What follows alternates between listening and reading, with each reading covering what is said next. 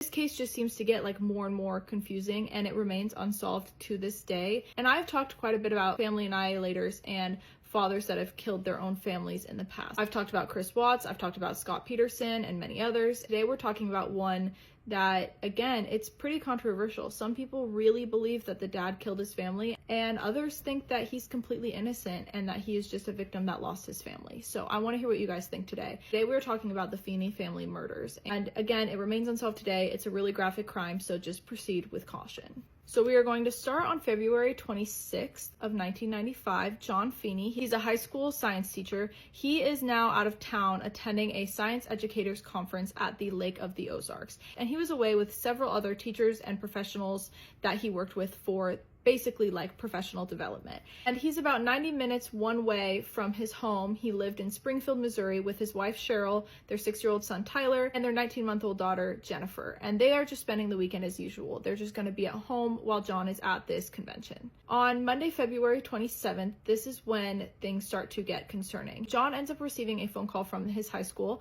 They informed him that Cheryl's workplace, which is a local medical center, had contacted the school asking where Cheryl was because Cheryl never showed up for work, which is not like her. She took her job very seriously. She seems like someone who really cared about helping others. And so for her to not show up, especially when she's like one of the team leaders at this medical center, was really odd. Additionally, John finds out that his children had not been dropped off at their daycare like usual. No family members or friends had been contacted. No one knew where they were. This is super, super alarming. Cheryl would not just flake from work, and she would not just not drop off the kids. And so while coworkers of Cheryl's are trying to figure out what's happening there, John is also getting really worried, and he ends up calling the Greene County Sheriff's Office to request a welfare check. So as the police are responding to this welfare check, at the same time, a coworker and friend of Cheryl's, her name is Teresa, she's grown concerned. She knows that Cheryl wouldn't just not show up. So she just decides to personally drive to the Feeney family home and check on them. When she arrives, Teresa notices something kind of strange. The glass pane that was on the front door was completely like painted over from the inside. And she's been at their house before. She knew that wasn't like that before, and she didn't think that's something Cheryl would do. So she kind of noticed that was weird. And then as she goes to knock on the door, she realizes that it is unlocked and a little bit open. She sticks her head in and kind of like shouts like, is anyone here? And she immediately sees like signs of disarray. The house is a mess. It is complete chaos. It's very clear that something has gone wrong here. It looks like the house has been completely ransacked, but Cheryl's car is still in the garage. Her purse is still on the counter with all of her personal belongings. There's no sign that anyone had left voluntarily. And the house was completely silent at this point. That's really alarming too, because there's a baby. There should be noise of children running around, baby crying, baby noises. There's nothing. It is silent. And so Teresa contacts the authorities and finds out that there's a police officer arriving for a welfare check. And so she waits until the officer arrives. So when the officer arrives at the home, he enters and lets Teresa follow behind him, which seems weird. I feel like I would have told her to wait outside, but she is following him around. And there are a lot of weird things about this crime scene. Again, it's really weird that the house looks ransacked. Cabinets are open. Things are like strewn about, really weird. And there's also an unusual set of footprints found throughout the house. The officer ends up going towards the master bedroom. And according to Teresa, the officer suddenly stopped in the doorway. He froze, like clearly shocked. And Teresa just kind of knew in that moment, and she just asks, like, is she dead? And the officer, still probably processing what he's seen, says, see for yourself. Which seems like a crazy thing to say to just like some random person who's in this house. You know she cares about the family in some way because she's here checking on them. And you're like, oh, see for yourself. So that's insane to me. But when he says that, she looks and sees Cheryl Feeney lying in her bed. Cheryl was found lying face down in her bed. She's covered in wounds, and her face is turned away from the doorway. You can't really see that it's her because she's concealed by her hair. And so now they're like, oh my God, are the children okay? And so they go to the children's rooms, and they find Tyler, the 6-year-old, in his bedroom in his bed. There was blood around him, and a pillow had been placed over his face, and he was also murdered. And then Jennifer, the 18-month-old daughter, she was discovered in her crib. Her face was pressed into the mattress, and there was a cord around her neck, and again, she was deceased. All 3 victims had been turned so that their faces were obscured or their faces were covered so that whoever killed them couldn't see their faces when they killed them, which was something that the police officers picked up on right away. So that kind of makes them think that this was personal and brutal, and the level of violence and like chaos in the house suggests a rage. It also seems to suggest that someone knew these people, because it seems like whoever did this tried to distance themselves or dehumanize people they were killing because they turned their faces so that they couldn't see them when they killed them. Not only was the scene chaotic, like different cabinets were open randomly, and it's not like cabinets to look for money, it's cabinets like under the sink and stuff. Like no one is looking for money underneath the kitchen sink. It's just really random, and things are in disarray, but nothing really seems to be stolen. So why did someone just kind of run through the house, open up a bunch of things but not take anything? That's weird. And then on top of that, they have this weird paint over the front door window. And the paint that was used, it's like a beige paint. There's also these like footprints in beige paint going through the house. But several things about these prints didn't make sense. At first, you would think that what happened is if someone broke in through the garage, stepped in this paint, or used this paint to cover the windows so that no one could see them, that they accidentally spilled it, stepped in it, and then were trailing it through the crime scene as they were doing these horrible things. But that actually doesn't make sense based on the paint. The footprints only led to the master bedroom. And the weirdest part is that the prints didn't like trail off, or like the paint didn't get thinner as the prints continued. Typically, if you step in something and you take a step, the first one's really saturated, the second one's a little bit less, and then they slowly fade out. But in this case, all of the footprints looked really deliberate and dark, as if someone was literally putting a boot in the paint, stamping it, and then putting it on the ground to like fake a footprint trail through the house, which is really odd. So now it kind of seems like someone was trying to stage a robbery by opening up all these cabinets, but then they never took anything.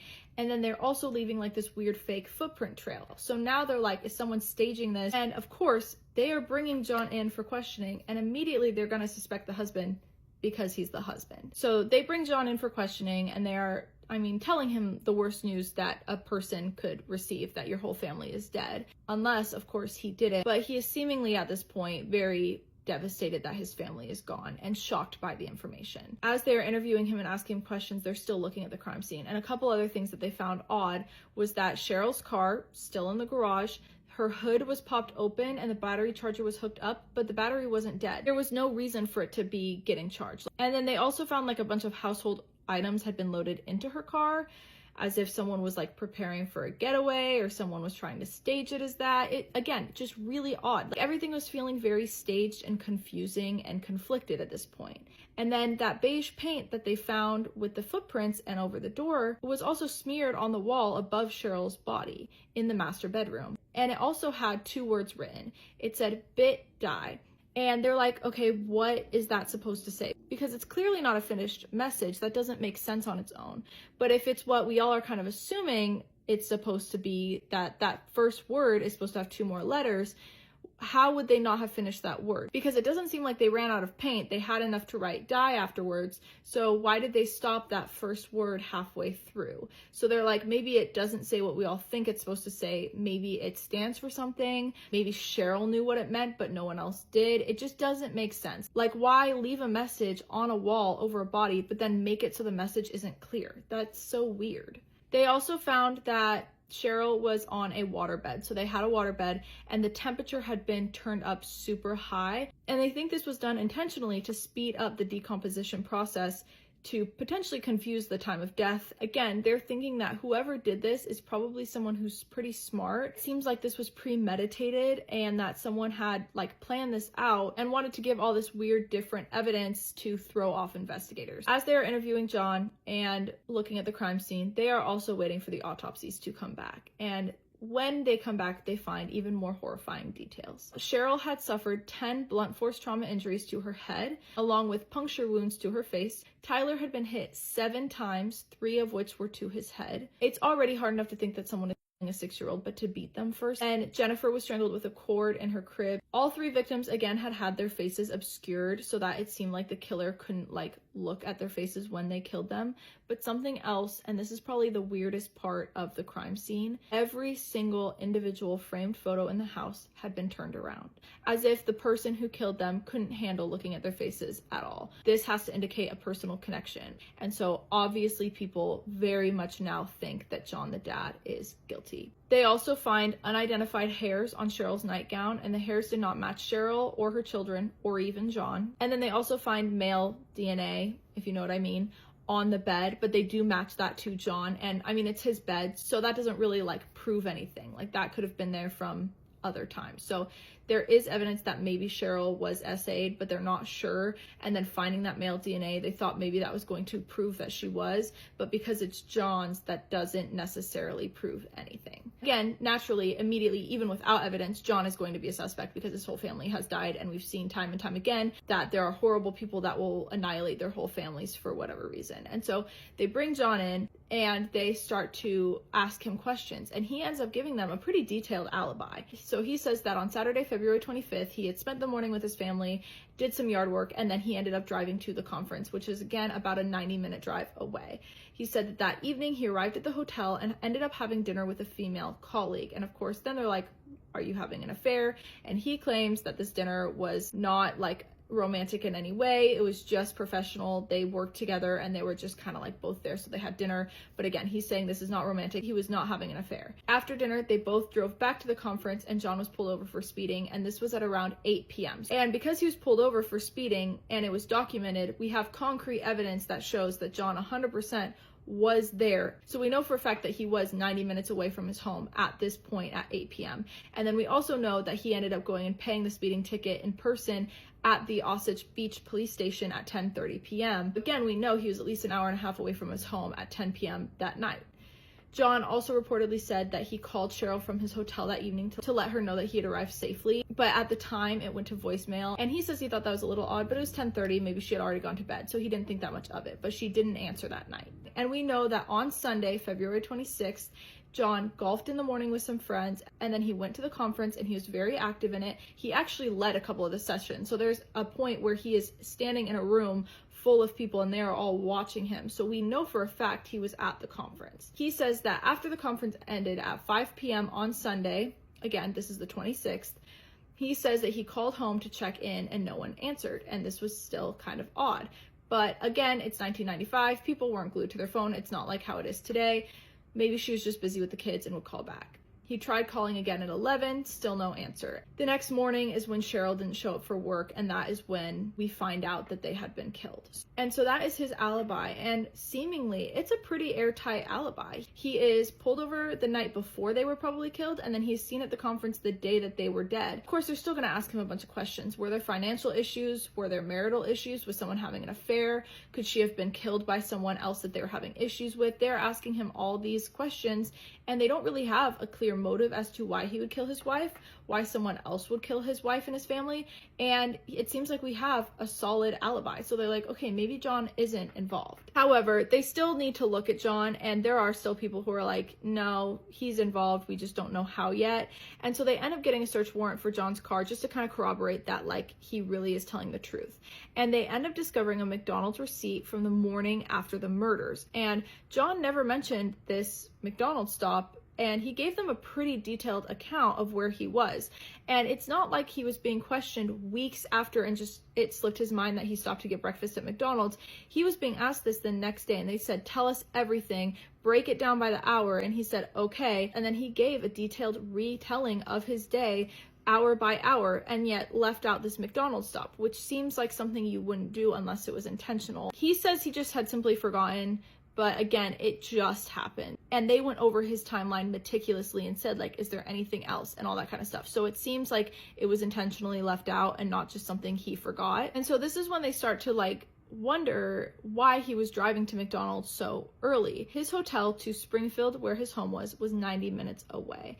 And there are 8 hours unaccounted for that night where John says he was asleep in his hotel room, but we conveniently have no security footage that can prove that. So we don't actually know that he was we don't actually have any way to know that he was asleep at the time. He very well could have gone to the hotel, checked in, driven the 90 minutes back to his house, killed his family, had time to stage this weird scene, and driven back to his hotel the 90 minutes, and on the way back stopped for McDonald's, and then he went to golf, and then he went to the conference. And that totally could have happened, because if there's this 8-hour window and he drove for 3 hours of it, that's 5 hours where he could have killed his family and staged this scene. So now it's entirely possible, and now his alibi is not nearly as airtight as they once thought. During this time, like with really any public case, John's history and past start to come to light. And one of the things that people start to discover about him is that he really liked a role-playing game called Vampire the Masquerade. And it's kind of like a similar game to Dungeons and Dragons.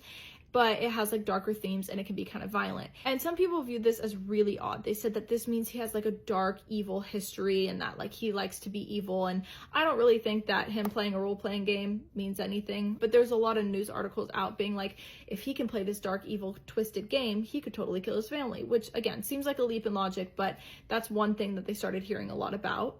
And then the other thing that a lot of the public started talking about, the fact that John could be very flirtatious and even aggressive at times with multiple teachers he worked with, and we find out that he was having several affairs with fellow teachers. And we don't really know if Cheryl knew about them, but it seems like it was not really a full secret that he had had multiple affairs with multiple different teachers. There are also reports that John slept with an 18-year-old former student on a school trip right after graduation. So he was some sort of chaperone on this trip, and she had just graduated and she had just turned 18, which means that at some point she was not graduated and was not 18, she was 17, and his student, he probably was preying on her because the second she turned 18 and he could chaperone her on this trip, he ends up sleeping with her. So he definitely had his eye on her for a while, which is really creepy. So now they're like, John might not be such a good guy. We kind of thought he was like a good guy who was just mourning the loss of his family. And yeah, we were suspicious, but now we're learning he's actually kind of crappy too. Okay, let's unpack this more.